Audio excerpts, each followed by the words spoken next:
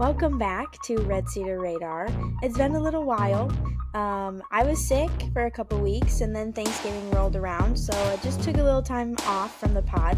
For the couple weeks that I was sick, nobody wanted to hear me talk. I could barely had a voice, so took a little time away, and some very new and exciting things have happened since we last all chatted with each other.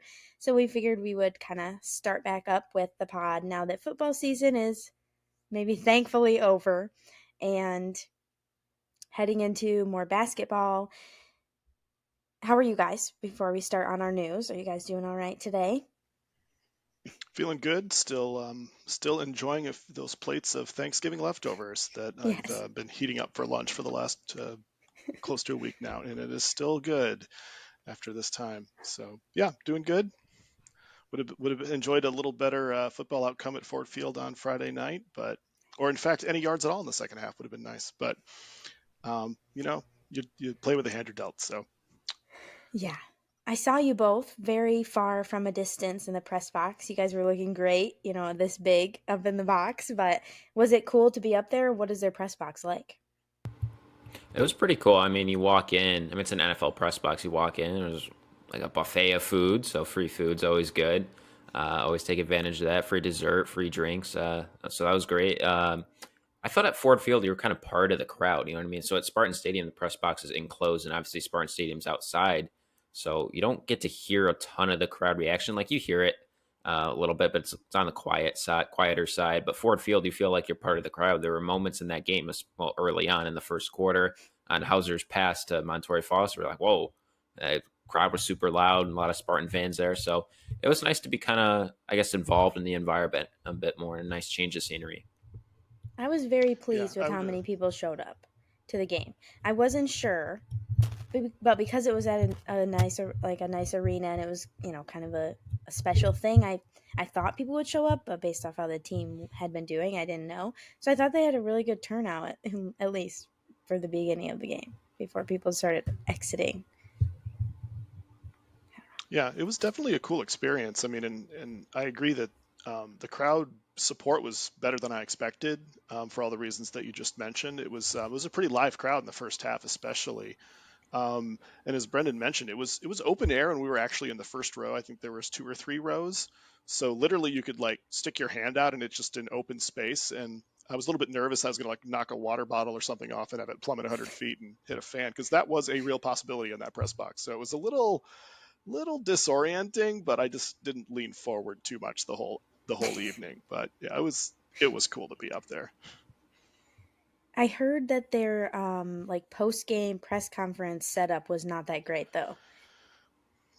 No, it was a white cinder block dungeon in the basement of the Ford Field. The Michigan State media rooms are both, 10 times better than that, much nicer. I mean, they're still like, a windowless room, but yeah, it was strange how simple and, dare I say, Spartan the room was that we did the post game interviews in.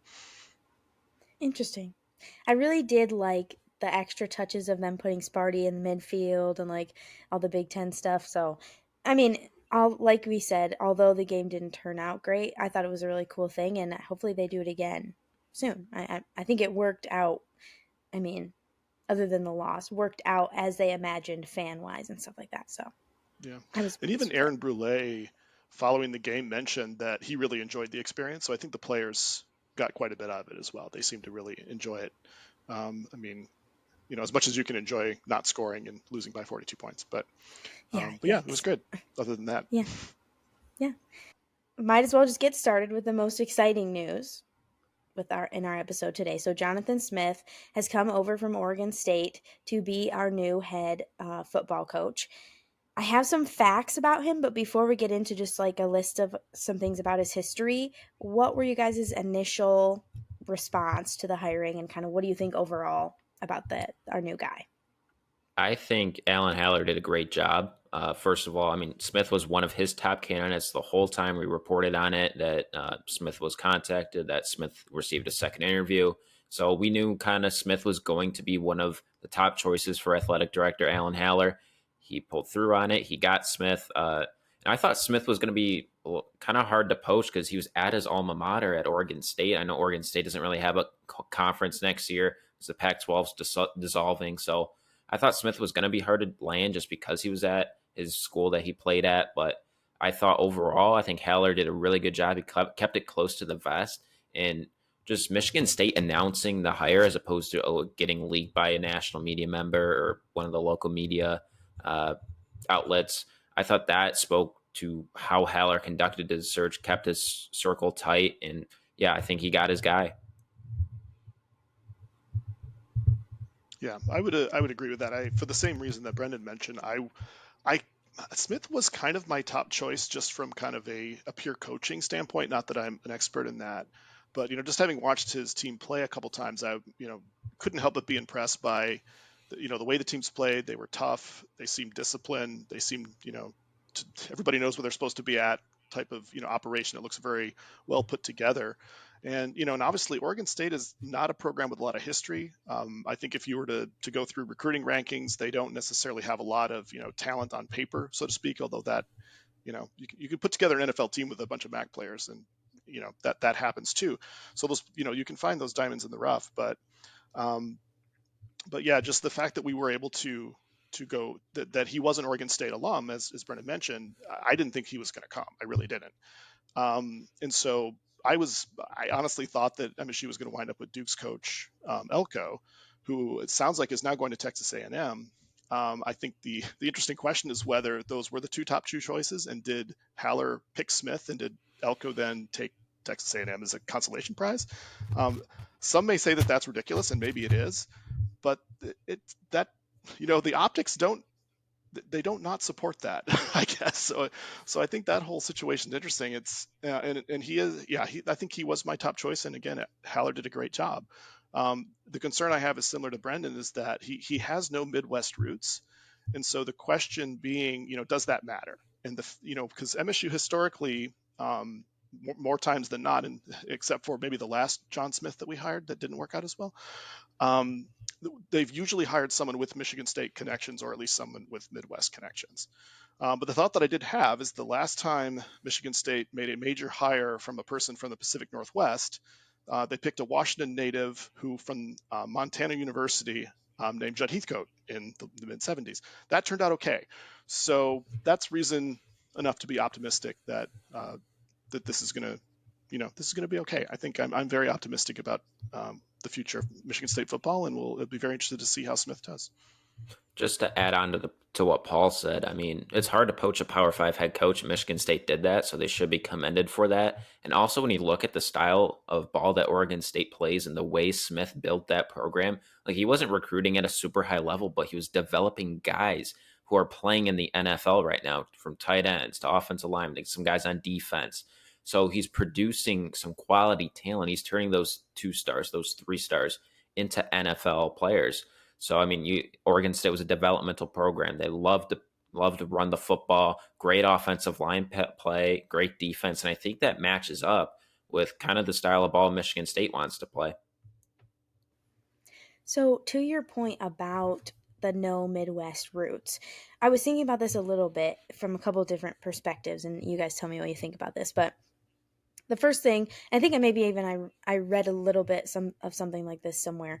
He doesn't have those Midwest roots, but he can fill his coaching staff with guys that do. We'll talk about that, and he's filling it with maybe not exactly that guys, maybe more from Oregon State. There's still some spots open, so room for wiggle room there. But I wonder, with the changing of the Big Ten, like engulfing out west, do you think, like, as that changes, players' mindsets about where they look to go will also change just because the Big Ten is bigger? Does that make sense? I guess, I don't know. That was something else I thought. Like, it might be okay to have someone with ties from out there since we now have opponents from out there, um, coming just next year. Something that I thought of that maybe was a positive spin on something that lots of people have been saying that maybe is a downside to having him as the head coach. I don't know. Yeah, I think there's a lot of truth to that, Sydney, and I can't remember exactly where I read it, but I feel that Smith was quoted as saying that that was one of the things that made the coming to East Lansing attractive is some of that West Coast expansion of the Big Ten. And I mean, he used to coach at Oregon State. Naturally, their biggest rival is Oregon. Well, Oregon's now in the Big Ten, so he still gets a chance to, play against the team that potentially he feels the biggest rivalry for. So that may be an advantage. And I think from a recruiting standpoint, um, maybe it will be easier for Big Ten teams to access some of that West Coast talent by having those West Coast teams out there. And so it does maybe start to make sense as the Big Ten has expanded into that, Pacific Northwest footprint, I suppose, as well as the Los Angeles market. So yeah, I think I think there's a lot of truth to what you just said there. I have some facts about Smith as it relates to his coaching history. I'll just read them off and then we can kind of talk about him a little more and talk about the new coaching staff that he is building. So he was named the 2022 Pac-12 Co-Coach of the Year. He's coached 7 All-Americans during his time at OSU, including 6 that were just in the past 2 seasons, so very recent. 8 of his former players have been drafted, and an additional 17 of players have been signed as undrafted free agents, so I'd say that's pretty good. And also another fact that I didn't really hear anyone else, or didn't see anywhere else, is that it has been mentioned by excuse me, it has been mentioned that he kind of has aspirations outside of just being the football coach. That's been brought up a couple times, like the word community has been brought up quite a bit, and maybe that's a buzzword that they would have used for every coach. But something that I found interesting was that recently, with his players on the team, he has had a total of 151 Pac-12 academic honor roll selections just in his first 5 seasons. So a culture of success in the classroom is what they called it. A positive thing, that's not just about football, and kind of matches up with, his community aspirations that they've been touching on. So some good things. I mean, all good stats, some cool stuff about, guys going to the league, which in the era of, this being a college athlete's job now, I think that's also an important thing to keep in mind, because if they're going to choose that as their job and they want to go to the next level, they want someone that has experience, like you said, Paul, developing those guys to get to the next level. So some good stats, I think. Anything to add, Brendan, at all about Jonathan Smith? Because I think maybe out of the 3 of us, maybe you've done the most research. Yeah, I was listening to Smith's. He had an interview on Big Ten Network earlier today, and he talked about touched on the community thing, the academics. He said he wants to develop his student athletes as players, as people in the community, and as students. So I think he proved that. He did that at Oregon State. I mean, look at some of the stats. You rattled them off. 8 Beavers have been drafted under Smith, 17 as undrafted free agents. So he's followed up on that promise at Oregon State. I'm curious to see what he can do at Michigan State. A little bit of a different environment. I mean, I know we touched on it. Has never coached east of Montana. Now he's doing it in the state of Michigan. So curious to see how he does in developing these players.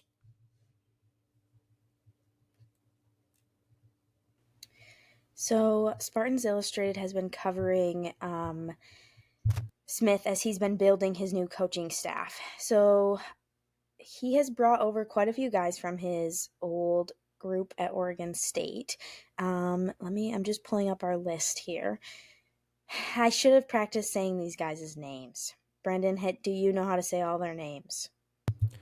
There's some complicated names in here, so I'll give it my best shot. Okay. We can start with Brian Lindgren, who's coming over, according to our own Dylan Callaghan-Crowley. He's coming over as the offensive coordinator and quarterbacks coach for Michigan State. He's coached under Jonathan Smith as the OC and QB's coach for the past 6 years.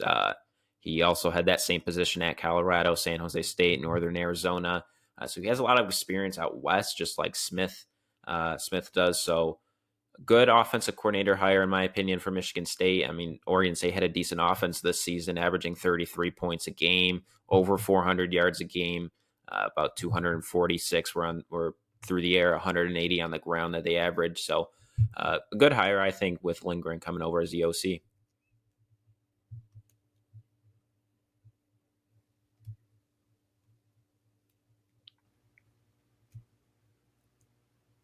Do you have something that you want to say, Paul? Sorry. Um, I can't really add too much more to that, but I believe he's both the offensive coordinator and the quarterbacks coach. And I think it's also good to point out that Jonathan Smith actually played quarterback at Oregon State, and so he has very much a quarterback background. And it was also stated somewhere that Alan Haller was interested in kind of improving the quarterback coaching aspect of the game, and he was very one of the selling points of Jonathan Smith was that he was sort of a proven, I don't want to say quarterback whisperer. Let's not go there. But but he had the track record of developing quarterbacks, and I think that's definitely an interesting thing to watch, especially as how the quarterback position may evolve. Especially considering some of the transfer portal information that's come out the day that we're recording this on Monday, to see how that all shakes out. So as far as a offensive coordinator QB situation, that's at least what's in my head right now. Before we move on with the rest of the list, what do you guys think about him bringing so many people over from Oregon State? Is that kind of the culture now? Is that an expected thing that head coaches do when they move? Or I just was surprised to see so many names. And maybe I shouldn't be, but what are your guys' opinion on that? Yeah, this is not terribly shocking to me. I mean, if Smith built up a good core of coaches, which it looks like he has at Oregon State, then hey, why not bring him over and get a nice start of core group of guys, maybe 6, 7, 8 guys, and obviously fill in some other guys from previous staff because it looks like Harlan Barnett, maybe Courtney Hawkins are sticking around. We'll see. But yeah, if he's confident in his coaches and they did a good job at Oregon State, and so I'm all for them coming over to East Lansing. Yeah, I would agree with that. I think as Brendan pointed out, it's the tea leaves are telling us that Hawkins as well as Barnett will be retained in some capacity. One of the observations is that the current Oregon State wide receivers coach, I believe, is the interim head coach for their bowl game. And so that sort of implies that there would be a potential wide receiver coach position available for Hawkins. And that does seem to be important for recruiting. I know there's a couple of recruits out there that in the wide receiver room that were and potentially some of the wide receivers on the team now that were very interested in, continuing to be coached by Coach Hawkins. So we'll sort of see how that evolves over time. I think what the next coach on the list is maybe the offensive line coach, which I guess I'll take the hit and try to pronounce this, Jim McCalzick. He also seems to be very highly regarded in offensive line coaching circles. As I recall, he was also in line for or his line was in line for one of those awards as one of the best units in college football. And I think that I think is going to be an important person to bring over. I know there was a lot of positive, there's a lot of positive vibes about Kapilacek, the outgoing MSU offensive line coach. I know the players absolutely loved him. That was something that was very clear from media day when JD Duplain was there, and he was basically saying that Coach Cap is the reason that he came back to East Lansing for his COVID season. Is if I'm doing the math there right. But I mean, to be kind of brutally honest, the Michigan State offensive line to me has underachieved for the last several years. This year, they never really seemed to get traction, and there were some injuries later in the season. But I thought that was going to be an anchor of the offense, and it just never quite materialized. So I'm very interested to see how a new set of fresh eyes, fresh blood in that unit, how that will impact the running game and the offensive line. Now we have also seen some potential departures into the transfer portal at the offensive line position. At least as we're recording this, Ethan Boyd and Kevin Wigington have both declared that they're going to enter the transfer portal. Now the other thing we should note is that just because someone enters the transfer portal doesn't mean they're gone for good. It may, but some of these players might be just trying to evaluate other options in a time of uncertainty, and you can't blame them for that. So, I think we have to be patient and sort of let these things shake out. But I think that eventually, as things settle down, I think that will be a good person to bring in, and I think hopefully we'll see some positive movement on the offensive line as well.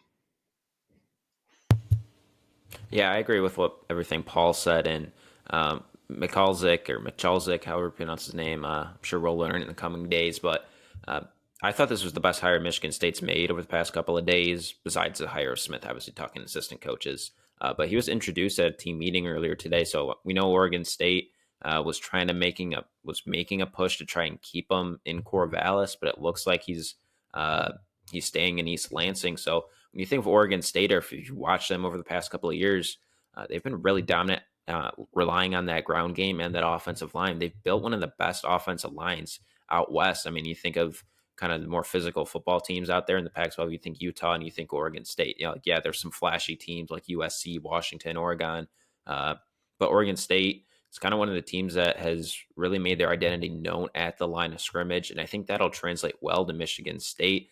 Like Paul mentioned, they were finalists for the Joe Moore Award in 2021, which is given to the best offensive line in college football. I think there's only 4 finalists for that award. So you could say that they were one of the top 4 offensive lines a couple of years ago in college football. But Michalzik is coached mainly out west at Arizona, Cal, coached in the NFL a little bit with the Oakland Raiders. He played at Washington State, so he's also a West Coast guy.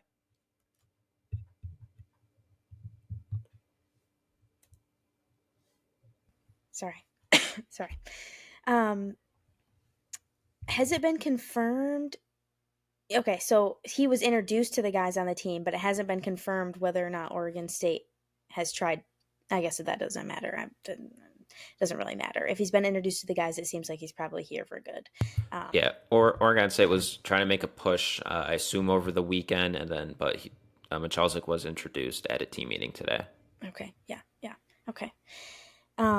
Have we heard anything about how the guys are liking the new coaches? Like, has there been any mumblings about that at all? Obviously, they're just meeting for the first time, but if some guys are headed to the transfer portal, what do you think that means? Do you think that means that they just have to test the waters because things will be shaky here at MSU for a while? Or do you think things maybe don't fit right away? I don't know. Yeah, I know Ryan, he just posted an update in our forums, I believe, about Kevin Wigington and how he's still probably keeping options open. So you can check out that update and subscribe to Spartans Illustrated and check out our forums as well. So yeah, just because, like Paul mentioned, just because these players enter the transfer portal does not mean that they're leaving Michigan State. Some of these guys, I'm sure, are going to withdraw their name and stay in East Lansing. They're just kind of putting their name in the portal, weighing their options, see what kind of offers they get. As far as the feedback on if they like some of these assistant coaches or not, I'm not 100% sure. But obviously, we'll see in the coming days which guys stay and which guys leave. Okay, so up next, tight ends coach Brian Wozniak. Seems like, based off what Dylan reported on our forum, that he will be heading over to East Lansing as well. It sounds like he has made quite a few connections with some important or, highly touted commits for the 2024 and 2025 season. It will be interesting to see if those guys follow because of the uncertainty at OSU with the whole Pac-12 thing, if they have made good connections with Wozniak and are interested in coming to East Lansing. So those will be some things to watch for if Wozniak does indeed come to East Lansing. Has it been confirmed? On the forum, it just says that, he's expected to make the move, and I haven't seen anything confirming it, but I just want to make sure at Yeah, I this haven't seen time on Monday evening. I don't think it's been confirmed yet. I haven't seen confirmation either. The language I see being used by Dylan here is that he's expected to come, and that's as far as I know so far. Yeah, that's all I've heard as well. It's probably a pretty strong rumor, I would guess, but it's not been confirmed. And I'll also point out the thing that potentially like about Wozniak in somewhat of contrast to some of the previous people we mentioned is he actually played tight end at Wisconsin, which is a good place to play tight end. And he's originally from Ohio. So that, as we discussed, potentially some coaches with Midwest roots, Wozniak definitely fits that bill. So I think that's encouraging. Another thing to point out about Wozniak is he's developed a number of really talented tight ends that either played in the NFL or are currently playing in the NFL, like Luke Musgrave, Tegan Quaterranio. I think that's how you pronounce his name. But yeah, both those really good tight ends in the past 2 years, the past 2 drafts. So he's developed some pretty recent NFL draft picks at the tight end position. So hopefully he can carry that over to Michigan State. And if you watch some Oregon State film, they use their tight ends a lot. So yeah, I'm looking forward to Smith and Wozniak kind of carrying over that tight end usage to Michigan State.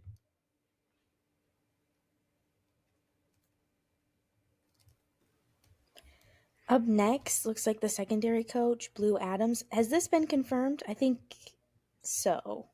Again, he's expected to confirm is the language I Oh, saw okay. used. Okay. I thought I saw a graphic somewhere that said it was confirmed, but maybe someone just made it on the internet and I fell for it. It's a possibility. Things change quickly, so it's hard to say.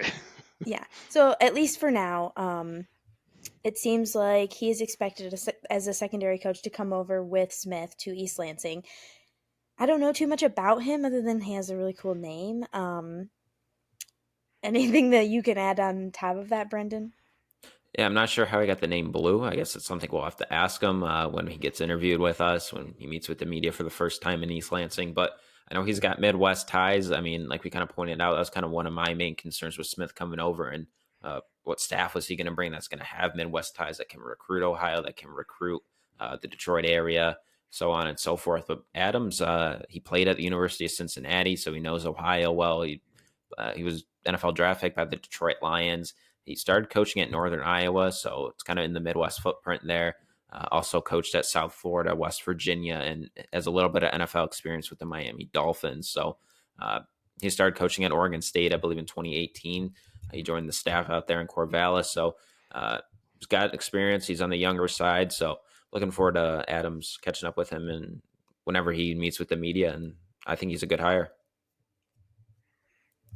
Yeah, like you said, when Spartans Illustrated and Red Cedar Radar interview him one on one, as we will soon. Just kidding, I wish. I'll have to ask him about his name. Yeah. Next, running backs coach.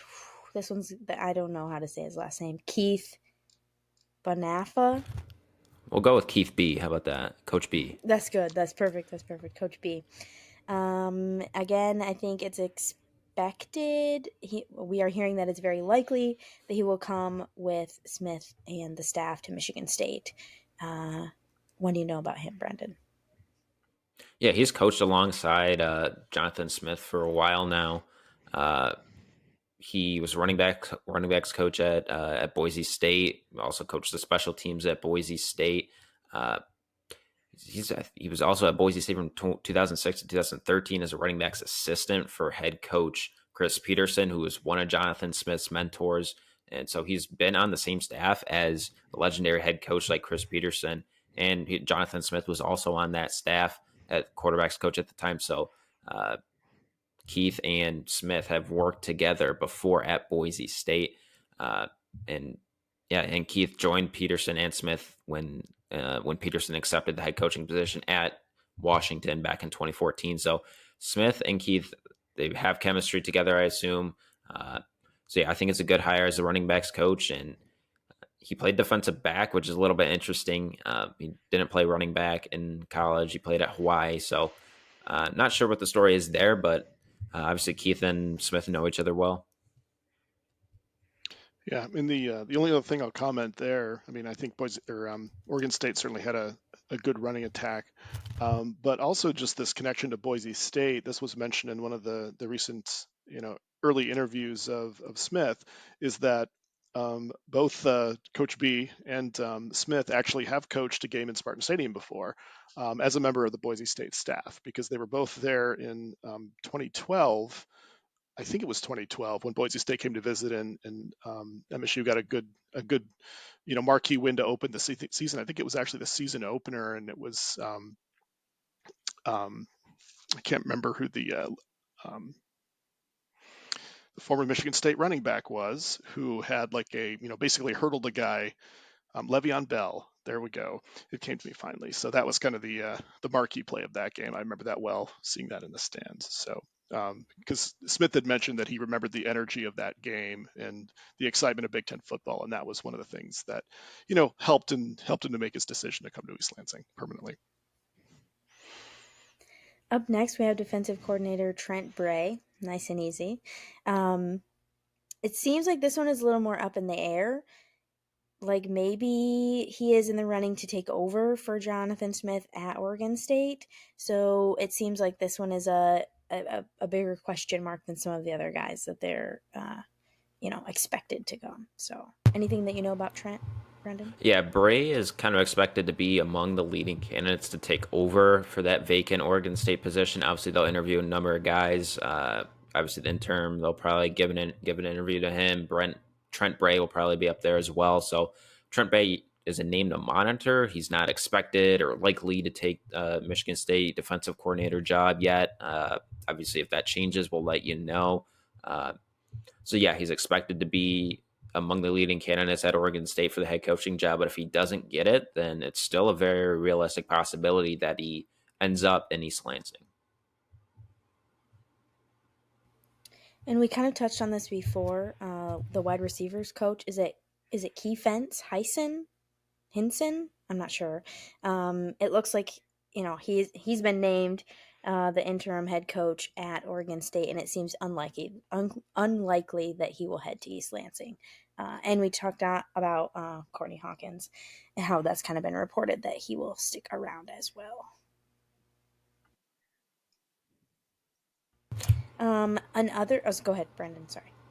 Yeah, sorry, I was just going to touch on some of the support staff guys. It looks like Cole Moore, same last name as me, no relation. Just to clarify, director of player personnel for Oregon State. It looks like he's expected to join Smith's staff in East Lansing. Moore's already been in contact. Ryan Oblenis, Spartans Illustrated. He reported that Moore's already been in contact with some Michigan State recruits, so he's already hitting the trail. Putting in some work there. So he's expected to end up in East Lansing here. Dan Vanderreet, who's the chief of staff and director of football operations at Oregon State, he's also expected to join Smith. And he's kind of been Smith's right-hand man throughout his tenure at Oregon State. He started there in 2018 and kind of oversaw the day-to-day operations over at Oregon State. He also was the associate athletic director of football administration over at Nebraska, so a little bit of Midwest ties there.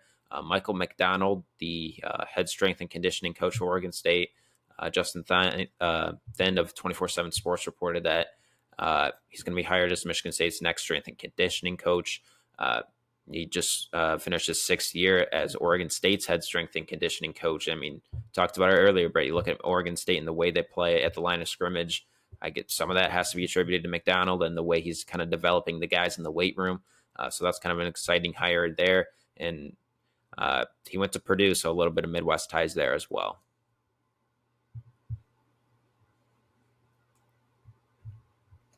I feel like we're witnessing the squad that's going to bring us a national championship. I don't know. Maybe I'm just too excited about having a new coaching staff. But in retrospect, like looking back at what was happening with Mel Tucker and the staff and kind of what they were producing, even when things weren't ripped apart by everything that happened, it's just exciting to have a new group coming in that's proven that they can win, and they did at Oregon State. So it's exciting to see guys that are coming in that have that under their belt as a group coming together. It means that they're unified, that they like Jonathan Smith as their head coach, and just kind of exciting. And like I said, I'm getting so excited that it's making me think like the national championship is definitely coming. So from a fan perspective, you can't go wrong. You gotta love the positive attitude, Sydney. I fully support. And yeah, and I think there is a lot to that. I mean, the staff that Mel Tucker put together, if I recall correctly, Colorado was his first head coaching job, and he was there for exactly a year. And then when he brought over, or when he came to East Lansing, he kind of cobbled together the staff from a few different places in the middle of COVID. And the fact that this staff has been more together at Oregon State, I think, is reason for optimism. I think we can point to that as being, something encouraging. But I think it goes back to player development for me, and that this is a staff that is established that they can develop players, maybe 3-star athletes out of high school and NFL players, and that's exactly what D'Antonio did, and how MSU was able to, ascend to the top of the Big Ten, or at least cycle up such that they could compete for Big Ten titles. So, if Smith can get us back to that level, I think that would be, very encouraging, even in the new Big Ten, which, will be a different challenge, but I think people, not to go off on this tangent, but people have said, well, the Big Ten's going to get a lot tougher because of all these schools. But you know, UCLA didn't exactly blow the doors off this year, and I think Washington was like 4-8 a couple years ago, and USC always is supposed to be good, but never seems to win more than 9 games. So Oregon is maybe the biggest threat of those four, realistically, and has been for the longest period of time. So, and we don't have to play in the Big Ten East anymore, which is nice. So I think there is definitely reason for optimism.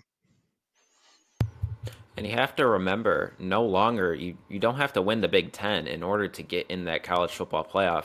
Playoffs expanding to 12 teams next year. If Michigan State could get third, maybe even fourth in the Big Ten on a semi-consistent basis, they can pop in that 12-team playoff once in a while. And I think that's kind of going to be the expectation for Smith. It's going to might take a few years to build this program because you look what he took over at Oregon State. He went, I believe he took over a one-win team. He was a little shaky early on in his tenure, but they gave him time. And then after COVID, boom, he popped off a couple of nice seasons. So yeah, Smith's going to need some time. Might be a little bit unfair to expect a national championship this early. Not year one. I didn't mean right away. I guess I should have said give it a couple of years. I'm sorry. I didn't mean to seem unrealistic. He has 2 years and then he has to win a national championship. No, I'm just kidding. Yeah, so 12-team playoff. I think Smith can. I think he's good enough, a good enough coach. He's proven it at Oregon State that he can develop players and he can have a talented team and make a push for that 12-team playoff now and then.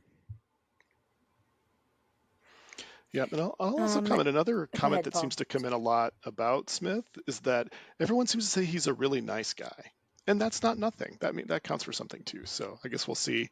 What his demeanor is. I think someone observed, and maybe it was you, Brendan, that he's not so much into coach speak. He kind of just cuts to the chase and just kind of says what he feels, what he means, which is kind of a nice. That'll be a bit of a nice change from especially Coach Tucker, because Coach Tucker, bless his heart, was 100% coach speak 100% of the time. So you kind of learn how to filter through that, but change is good sometimes. So I think it'll be a good change. On maybe, I don't know if this is less exciting news, but there's been some transfer portal action. You mentioned the offensive linemen that kind of have hit the portal already, but we haven't talked about our 2 quarterbacks that have hit the portal. So Hauser and Levitt have both announced that they are, sending, I don't know what I'm trying to say. I almost said sending themselves into the transfer portal, and I guess that is what they're doing, but opinions on that at all? And we had some, I don't know if it was inside information or David Harns, our publisher, had a conversation with Sam Levitt about his decision to go to the portal. And he just kind of said, like, I'm from the Pacific Northwest. I wasn't recruited by Jonathan Smith before. I'm not sure that I want to play for him now. And I guess that, for personal reasons, that makes sense. I understand it as a player. That stuff is important. But what are your guys' takes on both of those guys hitting the portal? Yeah, I think we all read Harns' article. If you haven't, check that out. It's SpartansIllustrated.com. But yeah, it looks like Sam Levitt's not going to come back. His thing with Smith, obviously Smith didn't extend an offer to him in the recruiting process. I guess Levitt wasn't too fond of that. Levitt chose to go to Michigan State after decommitting from Washington State, I believe. So Levitt's headed elsewhere. Doesn't look like he's going to come back. Which is, it's unfortunate. It's probably the biggest blow, I think, to out of the guys that have entered or intended to enter their name into the transfer portal so far. Because Levitt, I think, he has a bright future. I think he showed flashes this season, had made a couple of nice throws, played in 4 games. So I think Levitt was probably the bigger loss of the 2 quarterbacks. Hauser, redshirt freshman. He's got some talent, but I think Levitt was the better quarterback in my opinion and has the brighter future. But Michigan State's now down to 1 scholarship quarterback in Noah Kim. So Smith has some work to do in the portal. I believe Henry Hasselbeck, a high school recruit, is going to be coming in this upcoming season, 2024. So that's another quarterback that'll be in the room next, I assume maybe an early enrollee. So, but we'll see Smith probably hit the portal hard at the quarterback position is my guess. Has there been any rumors about Smith bringing over his current quarterback. I think someone asked his current quarterback for a comment, but I guess I never saw what he had to say. I think his name's, is it DJ? TJ? I'm looking it up. DJ Uyunglele is their current starting quarterback. Haven't heard anything yet on him. He was that Clemson transfer to Oregon State. Play there this year.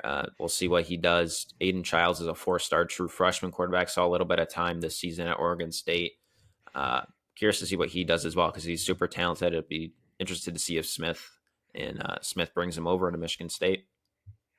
I just keep going back to the uncertainty of the Pac-12.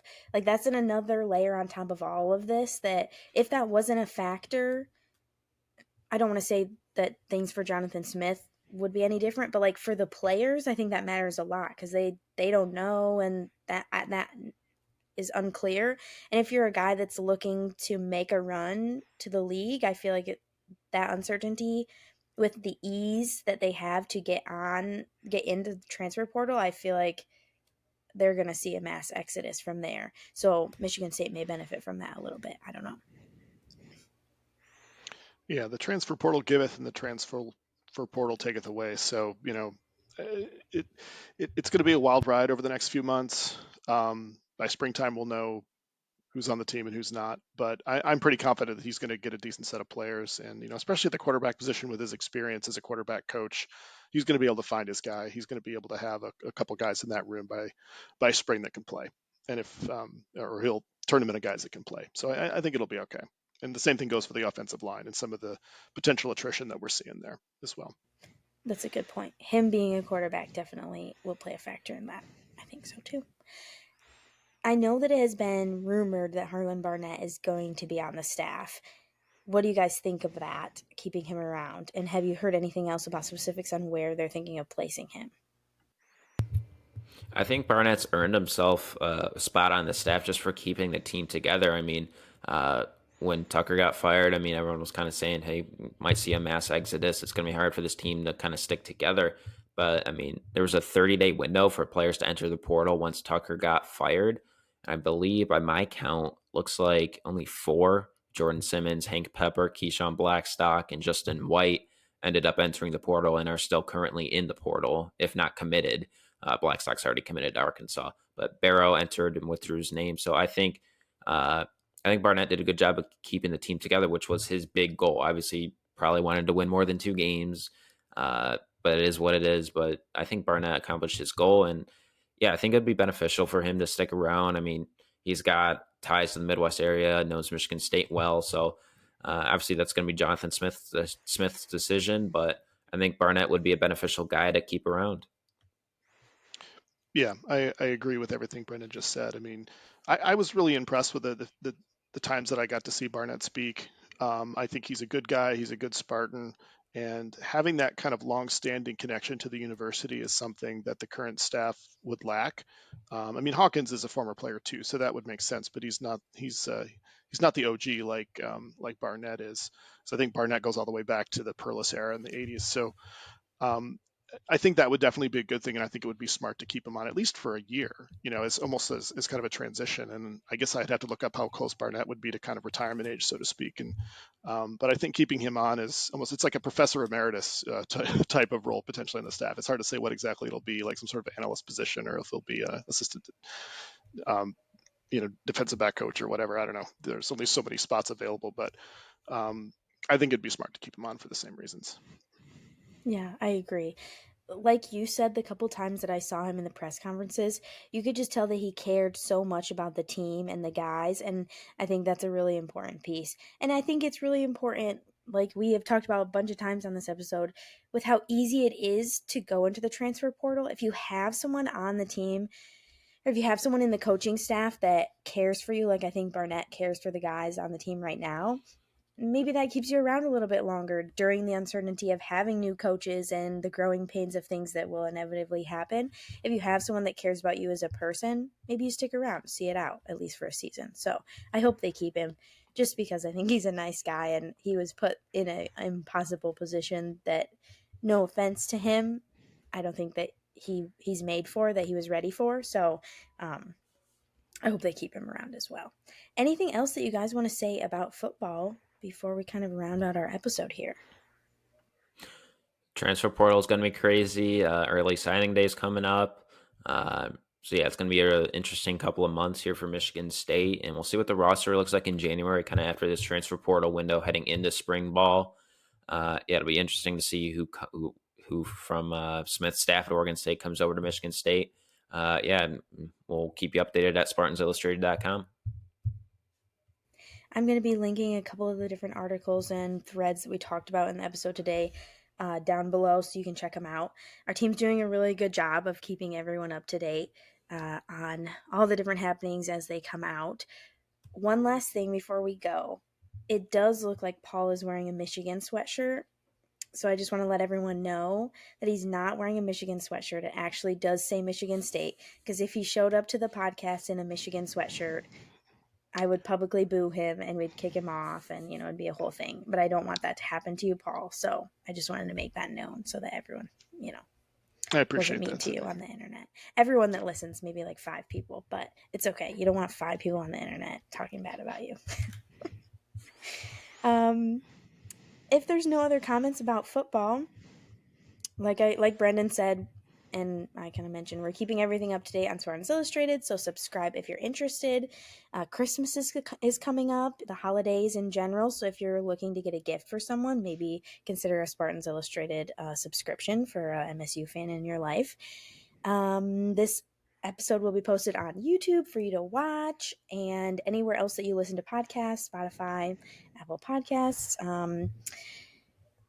Subscribe to our YouTube channel and follow Spartans Illustrated on Twitter, where we kind of put out our most up-to-date information all the time. Thanks so much for listening, and it's really good to be back. I will be back regularly during the basketball season now that I'm not sick anymore.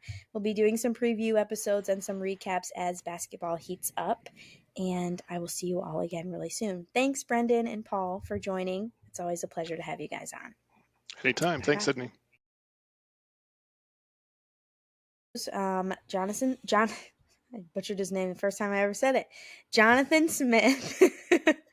Let me just say that again. Sorry. Okay.